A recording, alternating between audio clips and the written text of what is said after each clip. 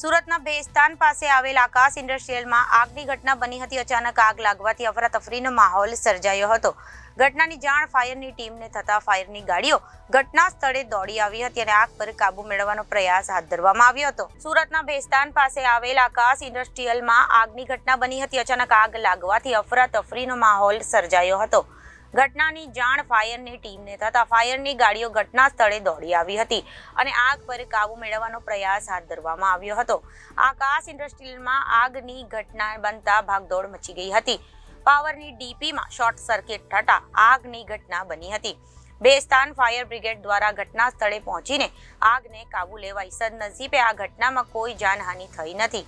હું સબ ઓફિસર નોટમ કે ખલાસી Bhestan fire station આકાશ industrial plot number 268 પાસે ટ્રાન્સફોર્મરમાં આગ લાગેલી હતી ને તરત જ અમે ઘટના સ્થળે આવી આગ પર કાબુ મેળવી ને સ્થિતિ નોર્મલ કરી દીધી છે। કોઈ જાનહાનિ થયેલ નથી તેમજ ટ્રાન્સફોર્મરમાં એસટી બુશિંગ અને અંડરગ્રાઉન્ડ કેબલ બળી ગયેલ છે। Reporter Hitesh Prajapati, Janadesh news, Surat.